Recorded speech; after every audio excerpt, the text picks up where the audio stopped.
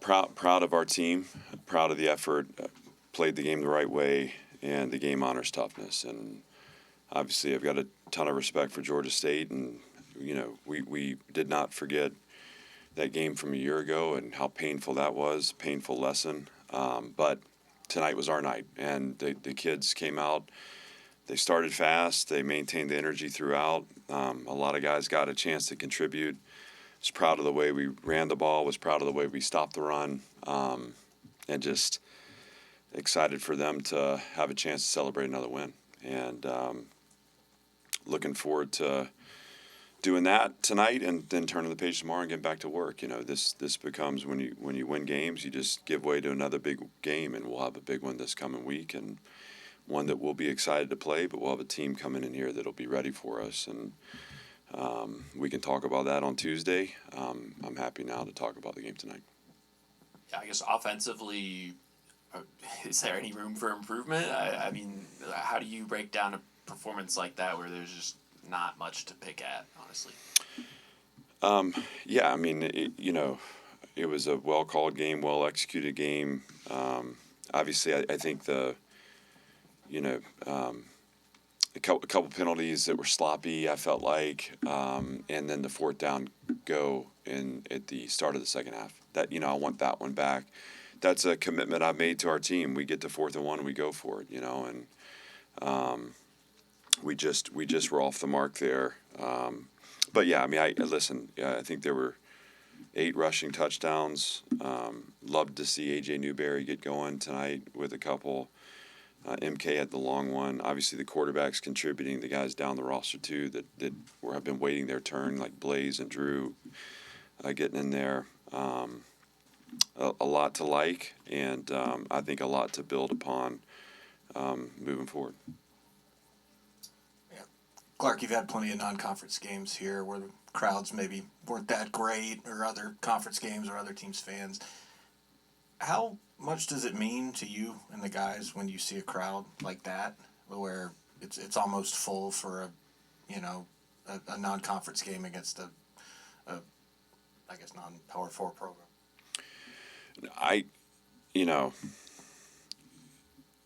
We focus internally. We know that the program can only be validated internally, and so it's like all of our energy goes on our investment, our commitment, the product we're putting on the field, in hopes that we inspire a community to rally around it. And obviously, this has been and continues to be a build, and it continues to be a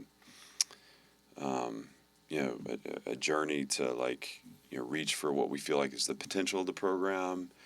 But it is really exciting to see the energy that now is rippling out into our Vanderbilt community, and to have a fan base show up tonight, a fan base that showed up for Charleston Southern. We need the fan base to show up against Utah State. That can provide a real advantage. And the way our stadium sets up now, it gets loud in there.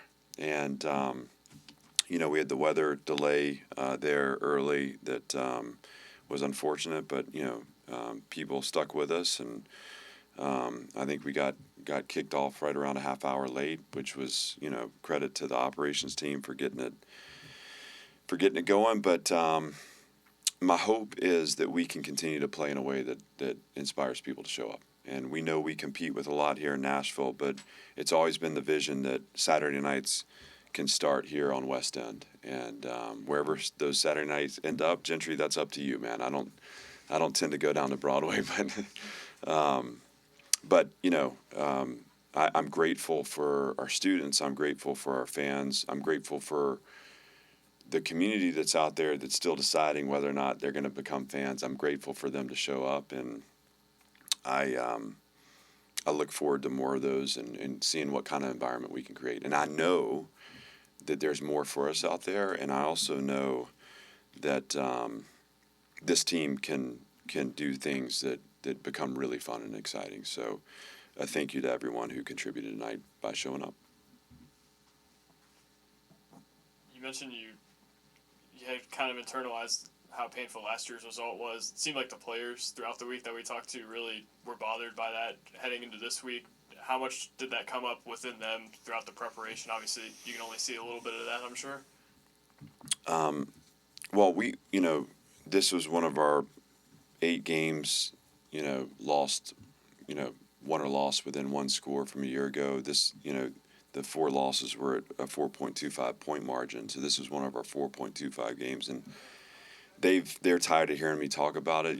This is January that we're focusing on these things, and in our off times where maybe in the spring or the summer where I feel like the work rate is slipping, like the slide goes back up, and it's a reminder of, again, how close the margins are in these games that we play. And so my challenge to them is, we can win them close, but it doesn't have to be close. And they prepared the right way. If you remember a year ago, my comments were about the discipline of our team and the lack of discipline in the week.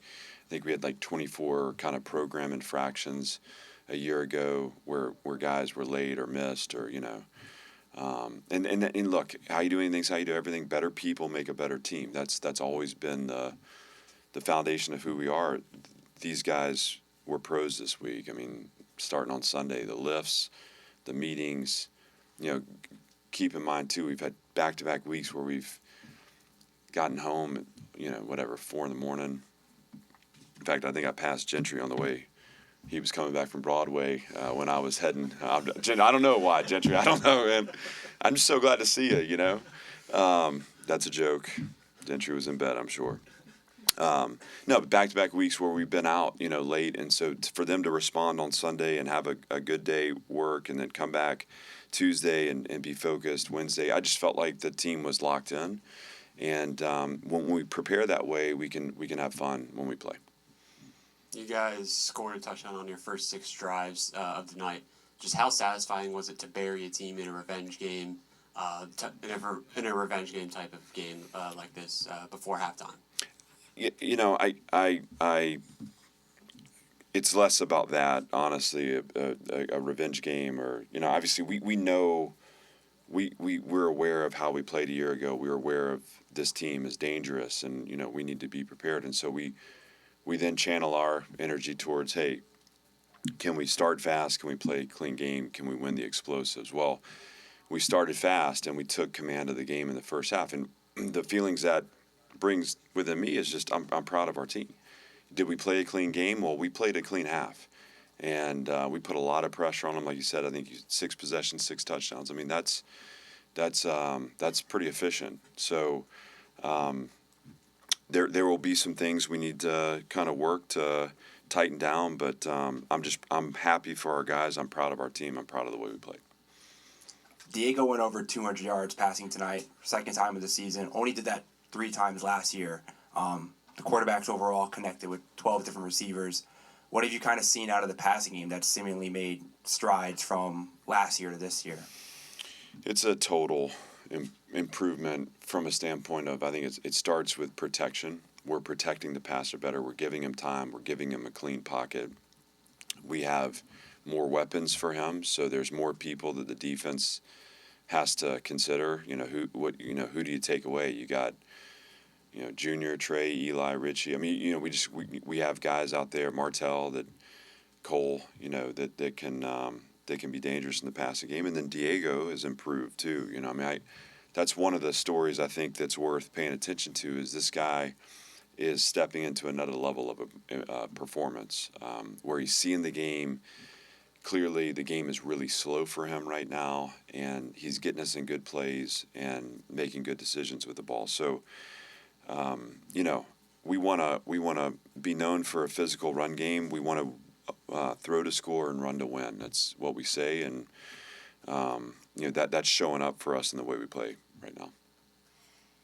Despite your offensive output the first several games, you haven't had either a 100-yard rusher or receiver yet this season.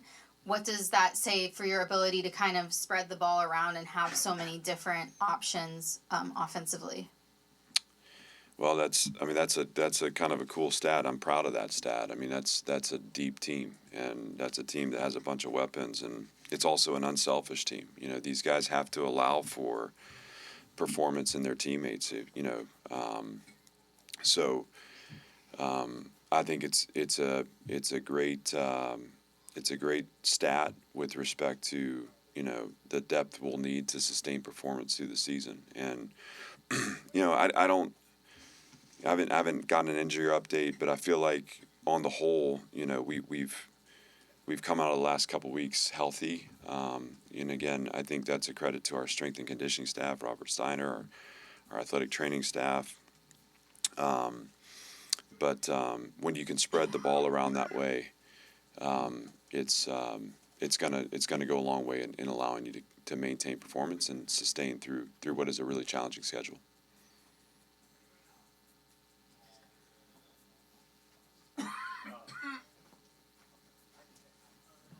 I guess along those lines, with what you've added on the perimeter, with what you've added on the offensive line, gonna sound kind of odd, but does Diego not have to be as much of a superhero for you guys to be able to do it because of what you've added?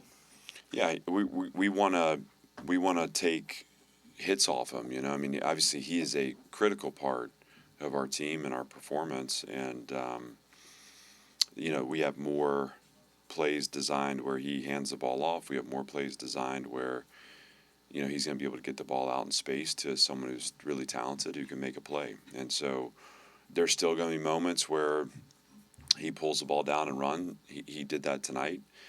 And I mean, listen, I still haven't been able to coach him out of lead blocking on the reverse play. So I want him to be able to compete at that level, but when we surround him with those weapons, there's more that they can do, and he can facilitate performance in them, which will make us more effective and keep him healthy. Last question. I think it seems like it had been a while since Jay Cutler had been at a game here. Did you get a chance to talk to him? And, I guess what are your thoughts on him, kind of coming back and being here for a game for the first time in a while?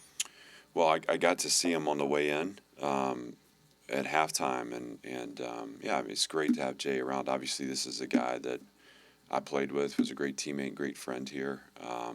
Just a ton of respect for him and his career. Obviously, one of the Vanderbilt legends, and it was always great to see him. It's always good to have guys back. It was great to see Anthony Orji out there, and that he's making his way back. And yeah, I was happy to see Jay and